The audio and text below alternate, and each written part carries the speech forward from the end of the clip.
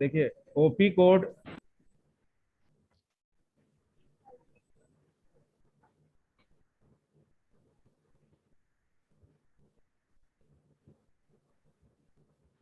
OP code field instruction basically जब हम लोग इंस्ट्रक्शंस डिस्कस किए थे तो एनी इंस्ट्रक्शंस फॉर कंप्यूटर और hardware of the computer consist of two section, that is OP code and operand, and we are discussing addressing modes for mode field.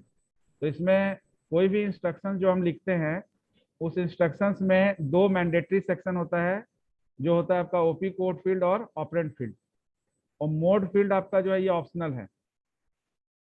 Mode field is the optional field, and for mode field we are discussing the addressing modes, जो microprocessor to microprocessor vary करता है, यानी कि एक microprocessor दूसरे microprocessor में आपका addressing modes change करता है।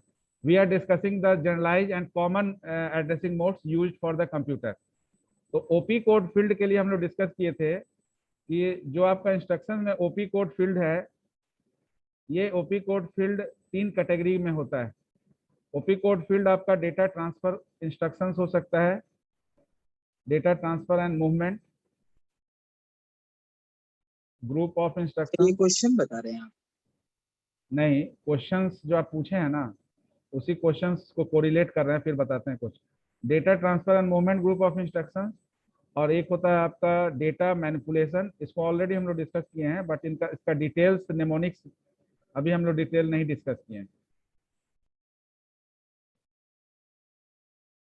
Group of instruction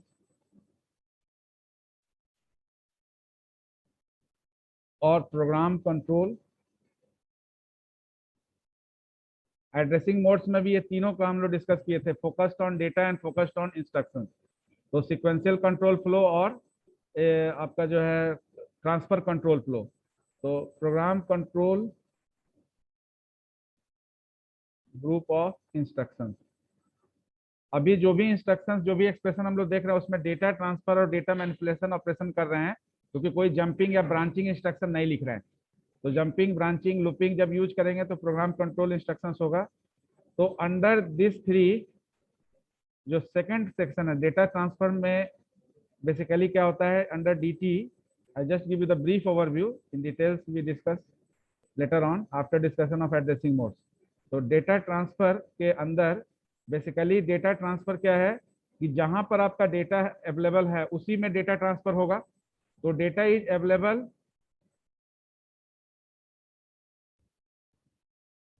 in any memory location और any register.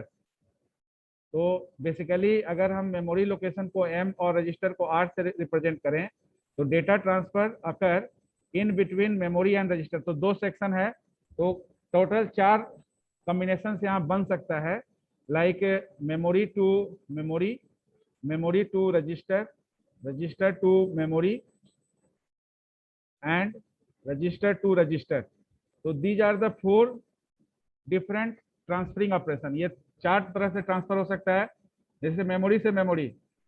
A equal to B आप लिख रहे हैं, यानी कि बी को आप दूसरे वेरिएबल ए में, बोथ आर वेरिएबल, तो both are the memory location where the data is available. So you are assigning one memory location to another memory location. That is the transferring of data in between the memory. तो memory to memory, जैसे for example memory to memory के लिए जो आप instruction OP code use करते हैं 0123 address में use किए हैं, मेमोरी टू मेमोरी का कोई एग्जांपल बताइए इंस्ट्रक्शंस का, ओपी कोड इंस्ट्रक्शंस का। एनीवन? यहाँ पर मेमोरी टू मेमोरी ऑपरेशन हो रहा है।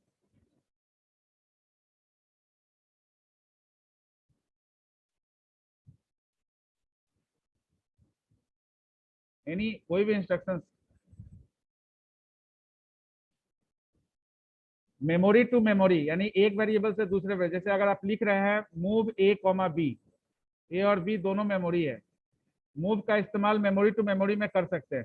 और भी ऐसा कोई है जिसमें मेमोरी टू मेमोरी ऑपरेशन हो रहा है? स्टोर में कैसे? स्टोर में तो आप रजिस्टर से मेमोरी में ट्रांसफर कर रहे हैं। अगर स्टोर एक्स लिखते हैं, स्टोर टी लिखते हैं, इसका मतलब कि data is available with the register, accumulator register, and you are transferring that data from register to any memory location, any memory variable. तो मेमोरी टू सर मेमोरी में floating point में जो रहा सर वो। फ्लोटिंग पॉइंट यहाँ नहीं है, यहाँ पर आपको सिंपली बताना है। अगर आप लिख रहे हैं मूव ए कॉमा बी, इसका मतलब क्या है? यू आर ट्रांसफरिंग द, यानी you are assigning the variable data available with variable B to the variable A. तो यहाँ दोनों वेरिएबल है, दोनों वेरिएबल के बीच में आपका ऑपरेशन हो रहा है। जैसे आप यहाँ लिख रहे हैं अगर ऐड ए बी, इसका मतलब है कि मेमोरी ऑपरेंड ए को आप इस्तेमाल कर रहे हैं स्टोरेज एरिया के लिए, और जो भी डेटा आपका मेमोरी ऑपरेंड ए में है उसमें बी को ऐड करके आपका रिजल्ट अपडेट ए में, यानी ए का वैल्यू अपडेटेड हो रहा है, बी का वैल्यू ए में एडअप हो रहा है। तो यहाँ भी आप दोनों ऑपरेशनल इंस्ट्रक्शंस में मूव ऐड, तो हम लोग यहाँ पर अभी डेटा ट्रांसफर बात कर रहे हैं, तो इस ऐड का बात नहीं करेंगे अभी, क्योंकि ये ऐड जो आपका सेक्शन है ये डेटा मैनिपुलेशन सेक्शन का है। डेटा ट्रांसफर में आपका इंस्ट्रक्शंस क्या यूज होता है, तो चारों तरह का इंस्ट्रक्शंस में हम लोग डिस्कस किए थे। 0 एड्रेस में पुश पॉप, 1 एड्रेस में लोड स्टोर, 2 एड्रेस में मूव, और 3 एड्रेस में no need of any data transfer instruction. इसके अलावा इनपुट टर्मिनल को अगर आप यूज करेंगे तो इन इंस्ट्रक्शन, आउटपुट टर्मिनल को यूज करेंगे यानी डिस्प्ले को तो आउट, एक्सचेंज करना है डेटा को तो exchange. These are the mnemonics use for that purpose. तो यहाँ पर आपका मेमोरी टू मेमोरी के लिए मूव हुआ, उसी तरह से मेमोरी टू रजिस्टर के लिए हम बोल सकते हैं, मेमोरी टू रजिस्टर को आप बोल सकते हैं लोड।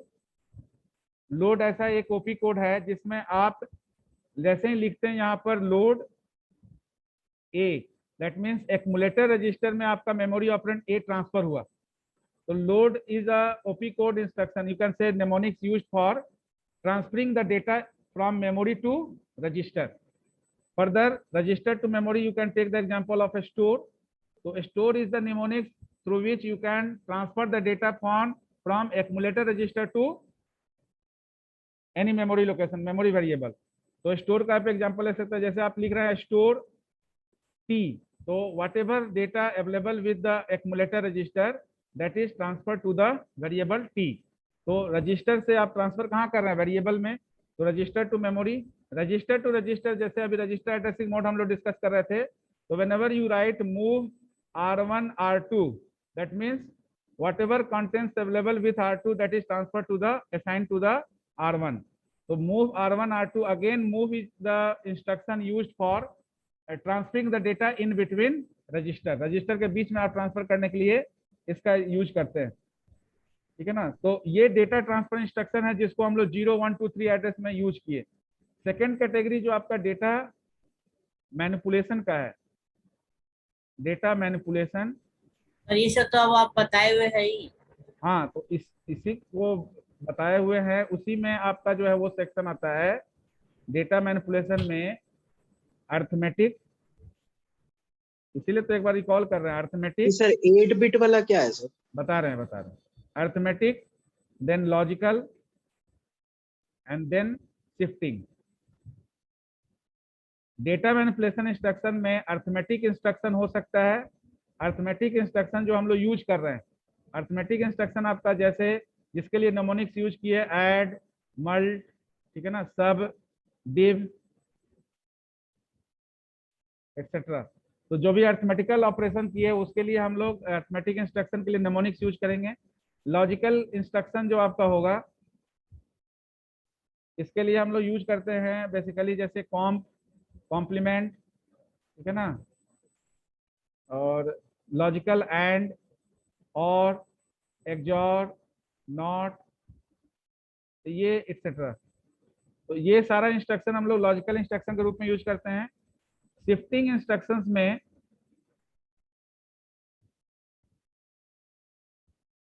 वो जो आपका क्वेश्चन नंबर 8 है वो शिफ्टिंग इंस्ट्रक्शन में आता है। इसमें फर्दर 3 सेक्शन होता है लॉजिकल शिफ्टिंग इंस्ट्रक्शन में। एक तो होता है लॉजिकल शिफ्टिंग, एक होता है आपका सर्कुलर शिफ्टिंग, और एक होता है आपका अर्थमेटिक शिफ्टिंग। अब बेसिकली अब यहाँ समझना है कि ये जो 3 तरह का शिफ्टिंग होता है, इसमें लॉजिकल शिफ्टिंग आपका है या सर्कुलर शिफ्टिंग में we are not considering the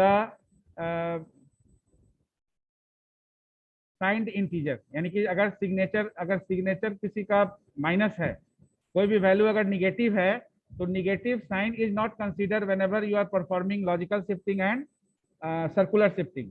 for that reason arithmetic shifting is introduce. Arithmetic shifting इसलिए इंट्रोड्यूस किया गया है कि आपका जो वैल्यू निगेटिव है वो निगेटिव रहेगा, पॉजिटिव है वो पॉजिटिव रहेगा, इसके लिए एक बिट आप रिजर्व कर लेंगे। तो 8 बिट का मतलब है कि अगर हम 8 बिट कंप्यूटर की बात करेंगे तो देर इज 8 बिट, 1 2 3 4 5 6 7, तो 8 बिट का आपका एलोकेशन है। इस 8 बिट में से अर्थमेटिक शिफ्टिंग जो आपका वो क्वेश्चन में कह रहा है, ये जो पहला बिट है ये साइन बिट के लिए रिजर्व हो जाएगा, ठीक है ना। और साइन बिट 0 रहेगा फॉर पॉजिटिव और 1 रहेगा फॉर निगेटिव वैल्यू। तो अब 8 बिट मशीन, यहाँ 8 बिट मशीन यही है, ठीक है ना। 16 बिट मशीन यानी 16 ब्लॉक्स आर देयर। तो 8 बिट मशीन में आपको एलोकेट करना है उसको अर्थमेटिक शिफ्टिंग लेफ्ट या राइट जो भी दिया हुआ है। तो जो नेमोनिक्स यूज होता है इसमें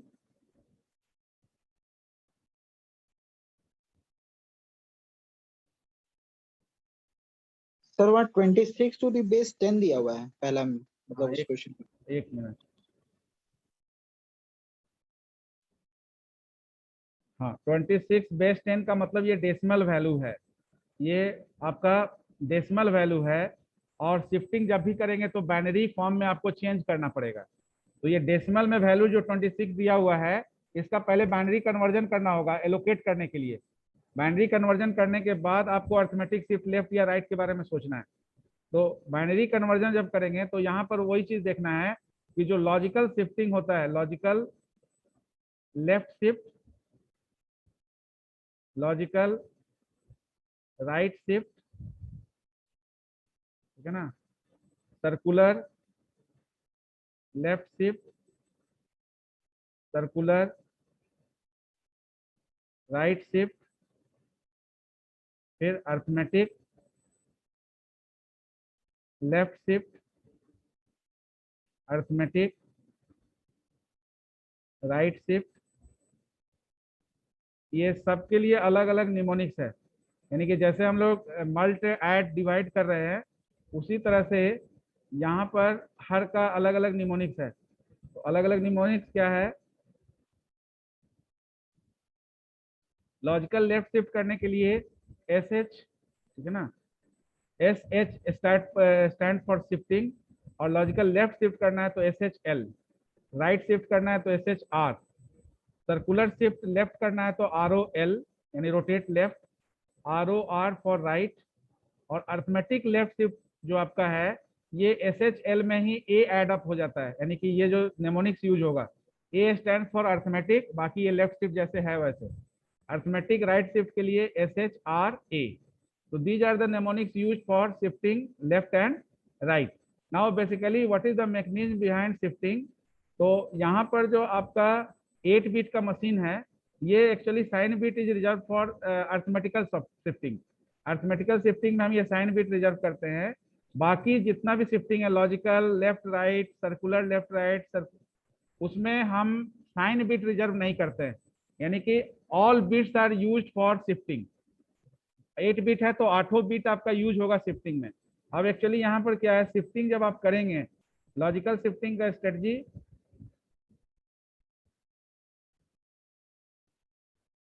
जनरलाइज अगर देखा जाए 8 बिट है तो n-2 n-1। तो आप जब लॉजिकल शिफ्टिंग लेफ्ट या राइट करते हैं तो लॉजिकल शिफ्टिंग लेफ्ट और राइट के लिए क्या है,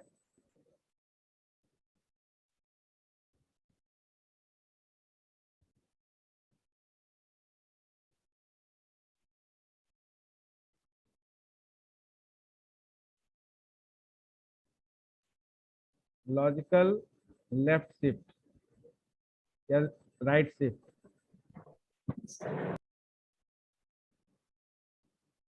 लॉजिकल लेफ्ट शिफ्ट जब आप करेंगे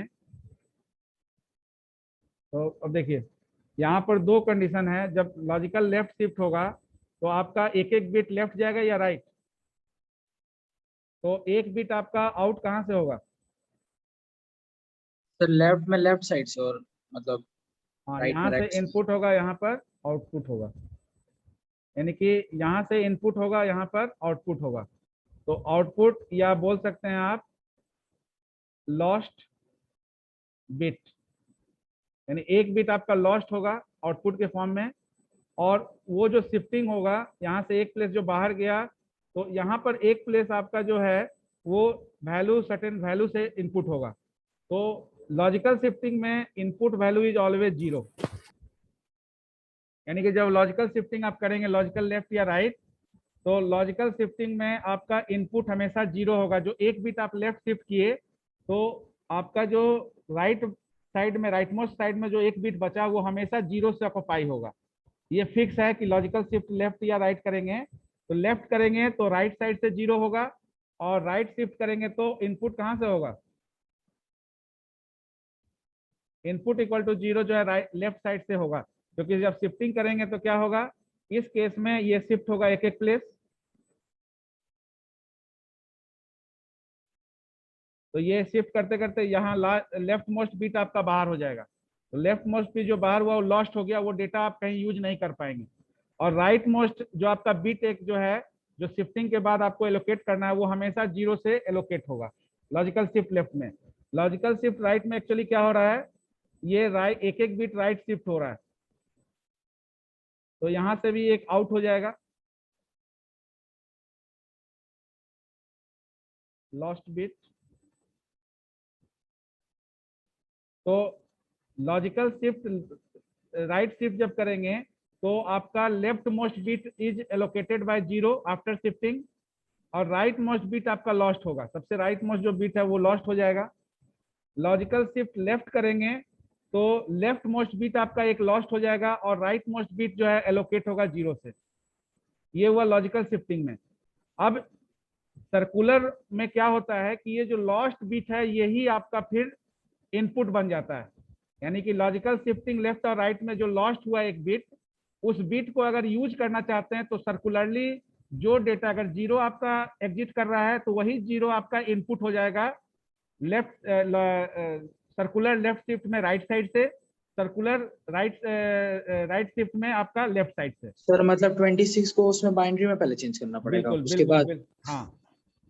तो ये तो हो गया लॉजिकल शिफ्टिंग, इसमें हम कोई साइन का कंसिडरेशन नहीं किया, अगर निगेटिव वैल्यू है पॉजिटिव सबके लिए एब्सोल्यूट वैल्यू पर वर्क कर रहे हैं, ठीक है ना। तो we do not consider the negative and positive sign whenever we are performing shifting using logical as well as और सर्कुलर शिफ्टिंग।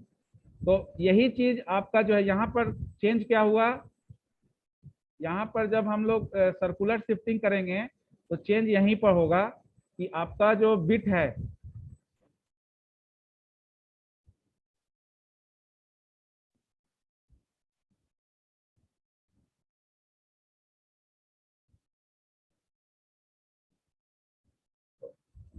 आठ ही है ना सर? ये एग्जैक्ट नहीं ले रहे हैं, 8 लाइन नहीं खींचे हैं। तो यहाँ पर सर्कुलर शिफ्ट लेफ्ट अगर करना होगा और सर्कुलर शिफ्ट राइट करना होगा, तो एक्चुअली क्या है कि जब सर्कुलर शिफ्ट लेफ्ट करना होगा तो आपका एक एक बिट लेफ्ट की तरफ जा रहा है, तो यहाँ जो डेटा इन होगा ये आप फिक्स नहीं रहेगा। लॉजिकल शिफ्ट के केस में क्या फिक्स है जीरो, यहाँ पर जो डेटा आउट हुआ यही डेटा यहाँ से इन हो जाएगा। मीन्स अगर आपका डेटा जो आपका लॉजिकल शिफ्टिंग में सर्कुलर शिफ्ट लेफ्ट में अगर डेटा आपका जीरो यहाँ से एग्जिट हुआ तो वही जीरो यहाँ से इंसर्ट होगा, अगर 1 होगा तो 1 इंसर्ट हो जाएगा। यानी कि यहाँ पर हम लोग क्या है लॉस्ट डेटा को यूज कर लिए, यूटिलाइज कर लिए, लॉजिकल शिफ्टिंग में वो अनयूटिलाइज रह गया। सेम थिंग इस केस में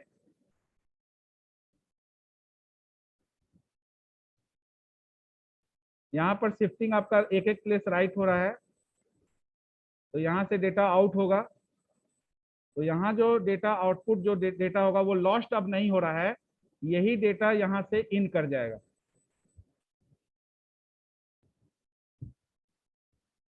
यानी कि what ever bit is exit from the after shifting, that bit is allocated to the located as a leftmost bit.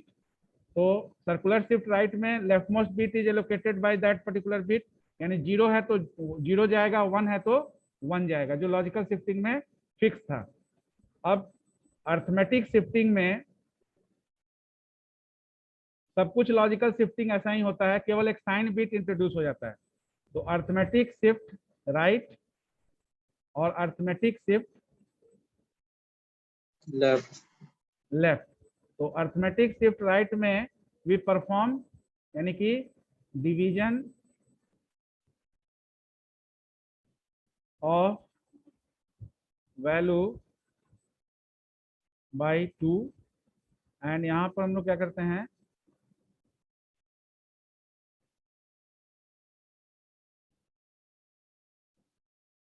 Multiplication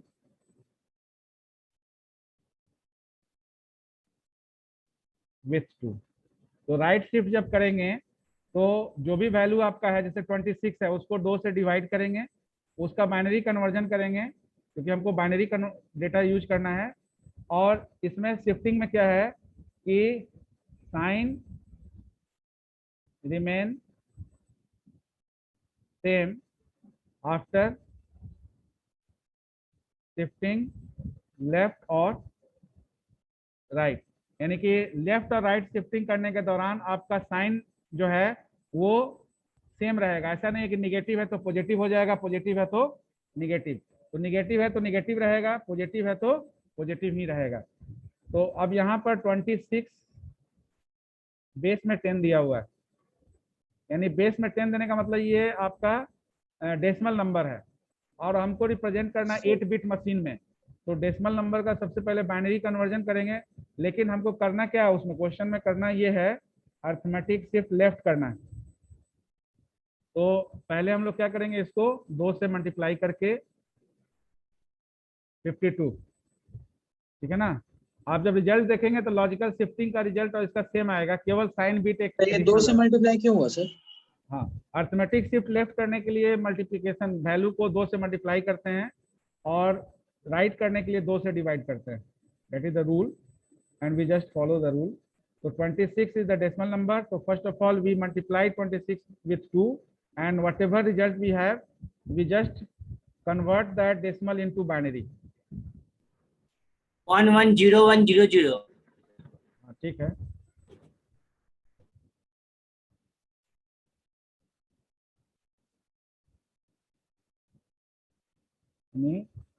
इसका बाइनरी हो गया 110100। अब 8 बिट मशीन है, इस 8 बिट मशीन में पहले 1 2 3 4 5 6 7, तो आपका जो डेटा है ये आप जो निकाले ये आपका रिजल्ट हो गया, ठीक है ना।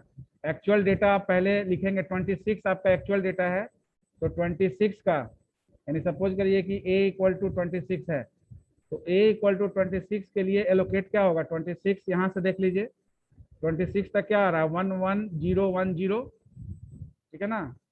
तो 01011 ये आपका है डेटा, और एक आपका है यहाँ साइन बिट, तो इस केस में 0 ही रहेगा क्योंकि ये 26 आपका पॉजिटिव है, निगेटिव नहीं है, तो ये 0 साइन बिट 0 रहेगा, क्योंकि आपका अगर पॉजिटिव वैल्यू है तो साइन बिट 0 होता है, निगेटिव वैल्यू है तो साइन बिट 1 होता है। तो चूंकि 26 आपका पॉजिटिव वैल्यू है तो यहाँ 0 होगा और रेस्ट बिट को 0 से एलोकेट कर देंगे, यानी कोई भी वैल्यू के आगे पहले 0 लगाने से उस वैल्यू में कोई चेंजिंग नहीं होगा। तो ये आपका रिप्रेजेंटेशन है a इक्वल टू 26 का। आफ्टर शिफ्टिंग या बिफोर शिफ्टिंग है a इक्वल 26। सर ये 01011 कैसे हुआ सर, ये समझ नहीं आया। ये जो इनपुट के ये सर, ये इधर से सर, राइट साइड से। ये देखिए यहाँ पहले हम एक्चुअल जो आपका 26 दिया हुआ है उसको 8 बिट मशीन में एलोकेट कर दिए, क्योंकि आफ्टर शिफ्टिंग हम देखना चाहेंगे कि अर्थमेटिक शिफ्ट लेफ्ट होने के बाद आपका बिट मूवमेंट कैसे हुआ। तो ये आपका एक्चुअल डेटा है 26। तो 26 को यहाँ से देख लीजिए, यहाँ से 26 का कितना आ रहा है, 0 1 0 1 1 है ना। ये यस सर। 52 को छोड़ दीजिए, यहाँ 26 से देखिए। तो 26 को जो बाइनरी कन्वर्जन किया हुआ है उसमें आपका रिजल्टेंट आ रहा है 1 1 0 1 0। तो 1 1 0 1 0, उसको 1 1 0 1 0 को यहाँ पुटअप कर दिए 8 बिट मशीन में। जो बिट आपका अनयूटिलाइज रहा उसको 0 से एलोकेट कर दिए। साइन बिट आपका 0 होगा क्योंकि ये माइनस नहीं है, 26 है। 26 की जगह अगर माइनस रहता तो साइन बिट को 1 से रिप्रेजेंट करते। अब इसका अर्थमेटिक शिफ्ट लेफ्ट करना है 1 2 3 4 5 6 7। तो ये तो 0 रहेगा as it is.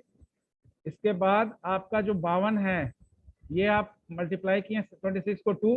Arithmetic shift left करने के लिए आपने 2 से मल्टीप्लाई किया उस वैल्यू को।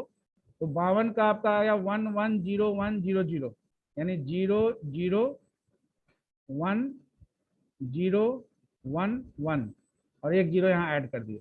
अब यहाँ देखिए, आप साइन बिट को छोड़कर देखिए arithmetic shift left. Arithmetic shift left आप साइन बिट को यहाँ पर आप छोड़ दीजिए, लीव इट एंड देन सी। यहाँ 2 0 था। अर्थमेटिक शिफ्ट लेफ्ट होने से आपका आउट कहाँ होता है डेटा, लेफ्ट या राइट?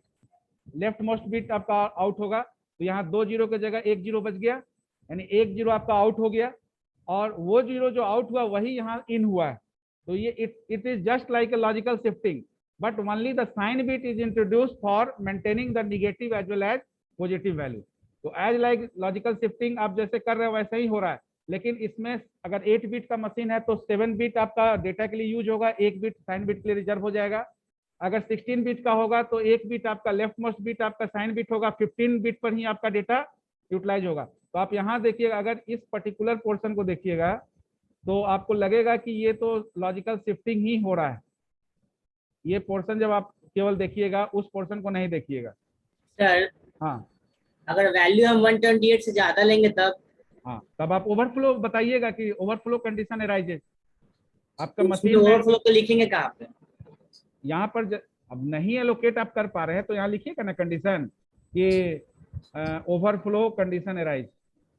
सर उसको डालने के लिए क्या सर 16 बिट लेना पड़ेगा क्या? ऑब्वियसली आपको 16 बिट मशीन में स्विच करना पड़ेगा। इसका मतलब है कि आपका जो अगर कैलकुलेटर यूज कर रहे हैं 8 डिजिट का है और 12 डिजिट का आपको कैलकुलेशन करना है तो 12 डिजिट में स्विच करना पड़ेगा। 8 डिजिट का डेटा एरर आएगा, फिर 8 डिजिट से एक्सीड करेगा तो एरर आएगा। तो उस जैसे आप नॉर्मल कैलकुलेशन में करते हैं वैसे ही कंप्यूटर में भी अगर बिट ओरिएंटेशन ज्यादा, आप गार्बेज वैल्यू क्यों होता है, डेटा आप लिए इंटीजर और उसका रेंज इंटीजर से ज्यादा वैल्यू आप यूज कर रहे हैं तो गार्बेज वैल्यू आ जाएगा।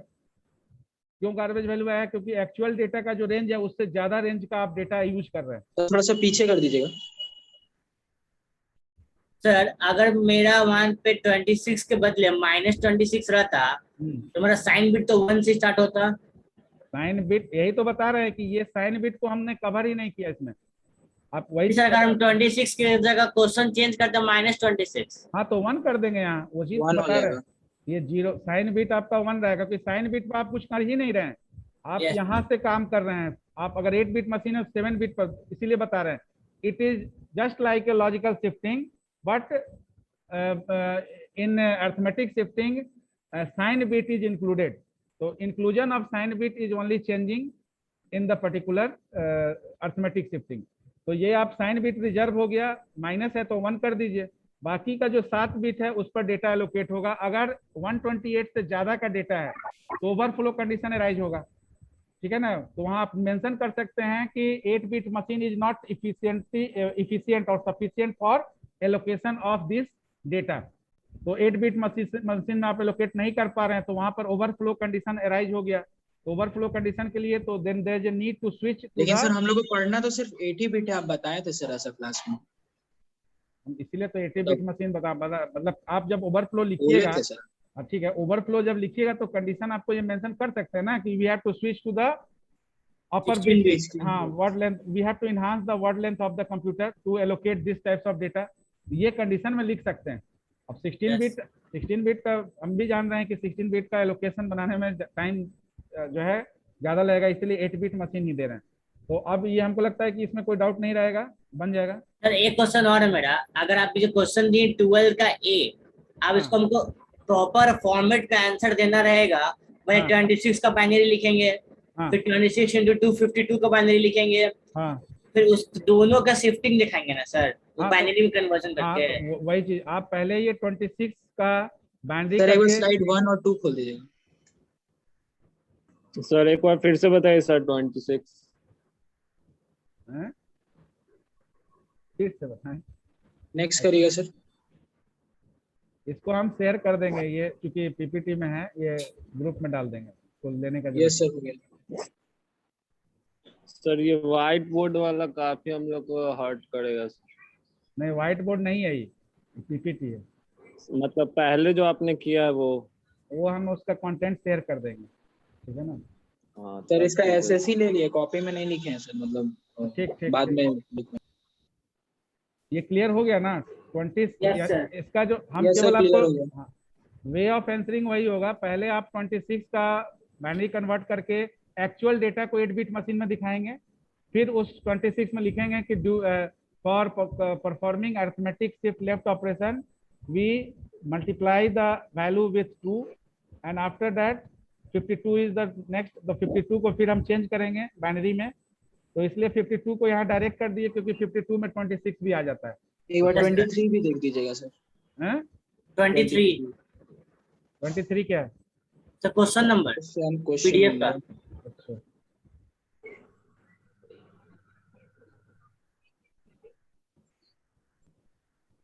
सर इसी में से ना आएगा सर, मतलब सर बाहर आपको से 40 क्वेश्चन बोला गया सर, आप तो 100 बना दिए सर।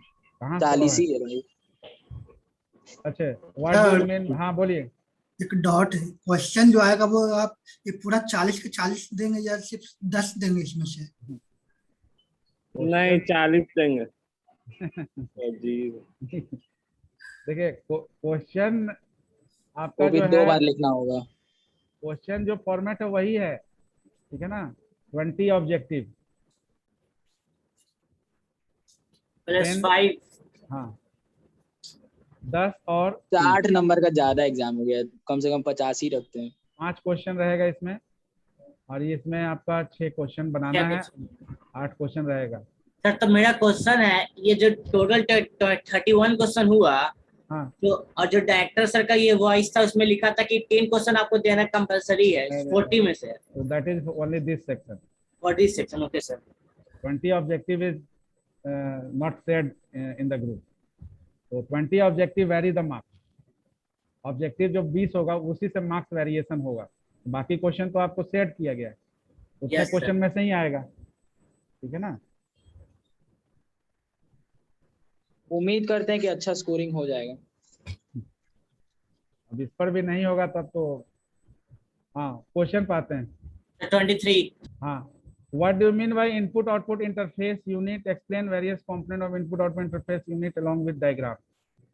तो हमको लगता है कि इनपुट आउटपुट ऑर्गेनाइजेशन का ये क्वेश्चन है, ठीक है। तो ये सेक्शन हम लोग डिस्कस तो किए। वही है। हाँ लिखा हुआ वही है।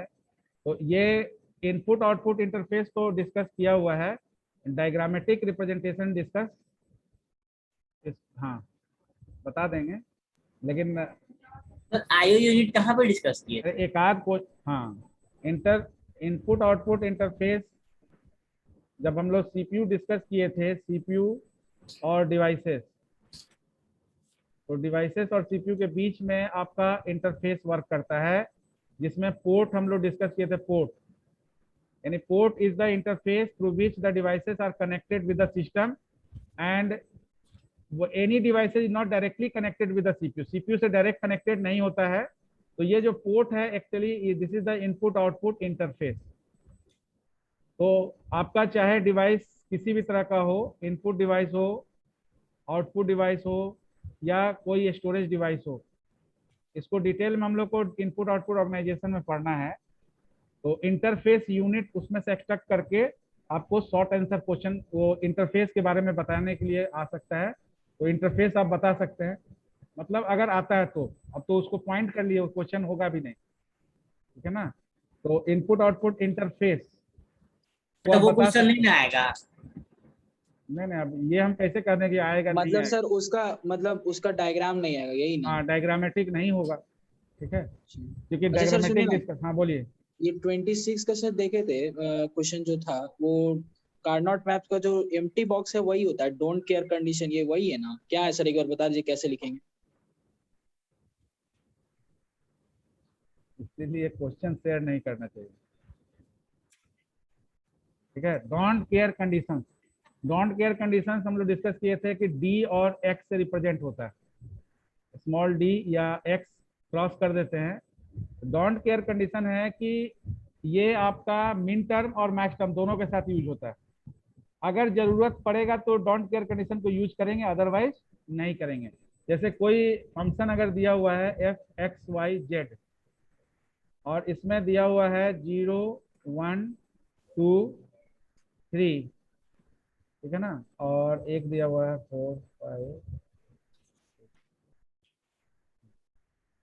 तो 0 1 2 3 और 6 इसमें दिया हुआ है, 6 और 7 भी कर देते हैं।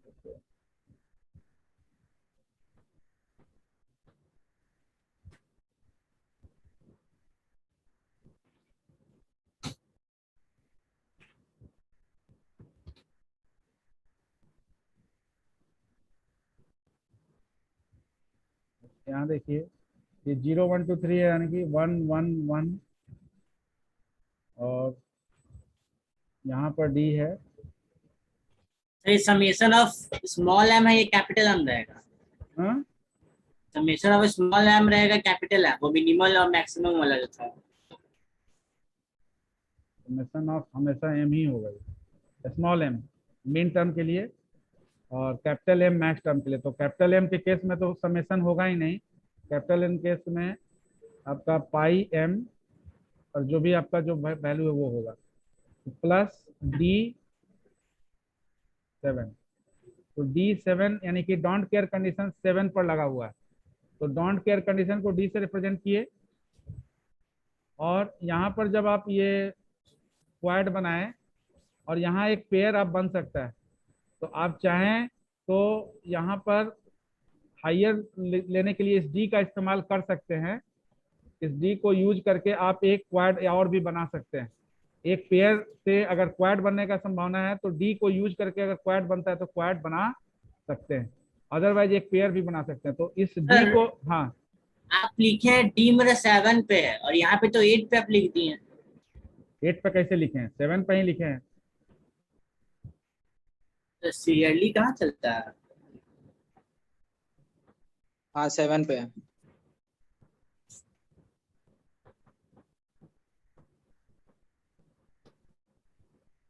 है ना, अच्छा हाँ हाँ, 0 से स्टार्ट होता है तो 8 है तो 7 ही तक जाएगा ना, 8 तक कहाँ यस जाएगा। यस।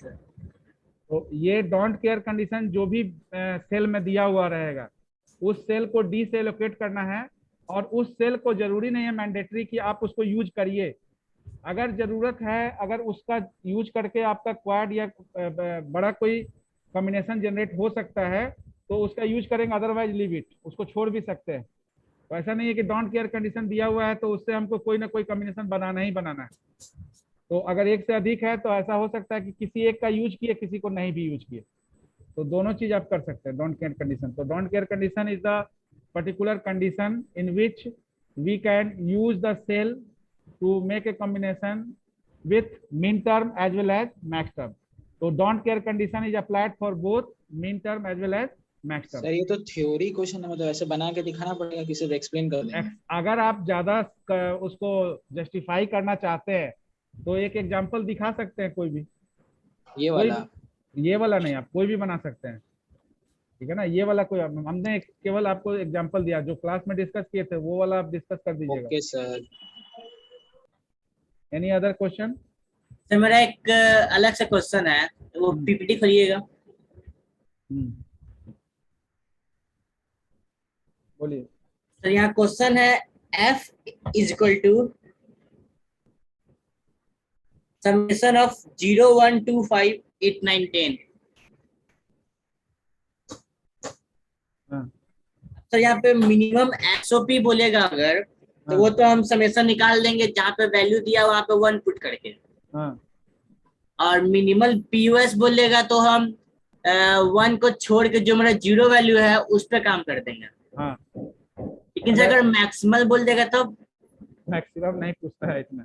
आप के मैप का यूज रिड्यूस करने के लिए कर रहे हैं ना, मैक्सिमम करने के लिए नहीं कर रहे हैं। मैक्सिमम नहीं पूछेगा, ठीक है।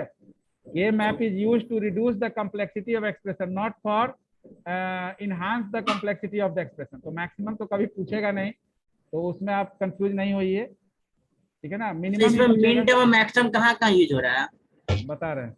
मीन टर्म के लिए 1 और मैक्स टर्म के लिए 0 रिप्रेजेंट करेंगे, क्योंकि एक्चुअली कंसेप्ट क्या है कि यहाँ पर ये आपका 7 से ऊपर है, 8 9 10 है। इसका मतलब है कि 4 बिट 4 वेरिएबल के मैप यूज करना होगा। तो 4 वेरिएबल के मैप में सबसे पहले तो आप इसमें कुछ भी दिया हुआ नहीं है, तो एक और चीज समझ लीजिए कि अगर वहां पर ABCD WXYZ कुछ क्वेश्चन में मेंशन है तो आपको उसी वेरिएबल को यूज करना है एक्सप्रेशन में। अगर कोई भी क्वेश्चन में कुछ भी वेरिएबल नहीं है तो आप फ्री हैं, कोई भी वेरिएबल ले सकते हैं यहाँ पर। तो Yes, sir. A bar B bar, A bar B, A B, A B bar, तो C bar D bar, C bar D, C D, C D bar, then 0 0 0 1 1 1 1 0 0 0। अब देखिए 0 1 2 5 8 9 10 है, तो अब इसमें मीन टर्म पहले हम देखेंगे। तो 0 1 2 3 4 5, 0 1 2 3 4 5 5 यहाँ होगा। उसके बाद 6 7 नहीं है, फिर 8 8 9 और 10 इस तरह से है। अब ये जो मीन टर्म है इससे आपका मिनिमम एसओपी निकलेगा। अब एक्चुअली यहाँ कॉन्सेप्ट क्या है कि f इज इक्वल टू 1 ले लिए तो f डैश क्या हो जाएगा, 0 हो जाएगा ना। यस तो सर। आप 0 से जो कॉम्बिनेशन बनाएंगे वो f डैश का बनेगा। तो f डैश के लिए f निकालने के लिए वही हम कॉम्प्लीमेंट ऑन बोथ साइड्स करते हैं, क्योंकि आप सर ये अगर आपने एफ डैश लिखा है, कुछ और लग रहा है क्या जी? सर पी लग रहा है। f इक्वल टू 1 लिखे, समझिए कुछ। f समझ गए सर। आप समझे? यस। तो f डैश इक्वल टू 0। तो f अगर f को आप पूरा f इक्वल टू इसको मिन टर्म से लोकेट किए तो बचा हुआ जो सेल है अगर उसको 0 से रिप्रेजेंट करेंगे तो वो क्या होगा, f डैश होगा। f इक्वल टू मेरा मैक्स टर्म हो गया। हाँ, तो इसलिए जब मैक्स टर्म पीओएस फॉर्म निकालते हैं तो वहां भी हम लोग प्रोडक्ट ऑफ सम ही करते हैं, हम लोग सम ऑफ प्रोडक्ट ही करते हैं। लेकिन Yes, sir. उस सम ऑफ प्रोडक्ट को फिर यहाँ कॉम्प्लीमेंट करके प्रोडक्ट ऑफ सम में कन्वर्ट करते हैं। वो रीजन यही है क्योंकि f 1 से लेते हैं तो f डैश हमारा 0 होगा, तो 0 से जो भी कॉम्बिनेशन बना वो f डैश के लिए बना। तो f डैश में जो भी आपका रिजल्टेंट आया उससे f निकालने के लिए f डैश को डैश लेना पड़ेगा, यानी कॉम्प्लीमेंट करना पड़ेगा। और राइट साइड, क्योंकि लेफ्ट में कॉम्प्लीमेंट करेंगे तो राइट साइड वाला जो भी आपका एक्सप्रेशन उसको भी कॉम्प्लीमेंट करना पड़ेगा। इसलिए taking complement on both sides करते हैं and then after you will get the minimal expression for POS, यानी पीओएस फॉर्म में मिनिमल एक्सप्रेशन आपको निकलता है। तो यहाँ पर जो आप कॉम्बिनेशन बनाए, सपोज यहाँ 4 स्क्वायर यानी कॉर्नर से आप एक क्वाड बनाए, ठीक है, और एक पेयर यहाँ बनाए और एक पेयर यहाँ ओवरलैप करके बना, यानी कि एक क्वाड और 2 पेयर। तो इसको सॉल्व करेंगे तो will get the expression for f and that is in जैसे एसओपी। कॉर्नर में जितना होता है सब सर क्वाड बनाता है ना, मतलब लास्ट अगर चारों कॉर्नर में है ना तो वो उसको लेकर आप क्वाड बना सकते हैं। फोल्डिंग मेथड लगाएंगे तो फोल्डिंग वो चारों एक ही जगह आएगा, तो इसलिए उस वहां पर क्वाड बना सकते हैं चारों कॉर्नर से। यहाँ एक पेयर बना और यहाँ एक ओवरलैप करके एक पेयर यहाँ बन जाएगा, तो 2 पेयर और एक क्वाड बना। इसको सॉल्व करेंगे तो f निकलेगा। इसके बाद इसी में आप जब ये सारा सेल को 0 से रिप्रेजेंट कर देंगे तो अब इस सेल से आपका क्या है, ये आपका जो एक्सप्रेशन देगा वो f डैश के लिए होगा। यहाँ जब क्योंकि यहाँ पर भी आप सम ऑफ प्रोडक्ट ही यूज करेंगे, तो यहाँ जो सॉल्व करेंगे जैसे ये आपका एक क्वाड बना, ये आपका एक क्वाड बना, 2 क्वाड और यहाँ एक सर वो भी एक क्वाड बन जाएगा, पेयर नहीं सर। ऐसे, यस सर। तो 3 क्वाड आप बना देंगे। 3 क्वाड बनाने के बाद इसको जो सॉल्व करेंगे वो एक्सप्रेशन आपका एफ डैश का होगा। और एक्सप्रेशन सॉल्व करने के बाद इसमें लेना पड़ेगा आपको taking complement on both side, तो ये एफ डबल डैश हो जाएगा और इधर जो आपका एक्सप्रेशन होगा उसका कॉम्प्लीमेंट हो जाएगा। तो इधर आप डिमॉर्गन्स लॉ लगा देंगे और इधर आपका F dash F equal to, यहाँ जो एक्सप्रेशन आएगा ये आपका मिनिमल पीओएस फॉर्म में होगा। Yes sir. You getting the point? तो यस यहाँ सर, पर क्लियर हो गया। हाँ, तो मिनिमल आपका जो है सर हाँ बोलिए। एक बार और समझा दीजिएगा सर।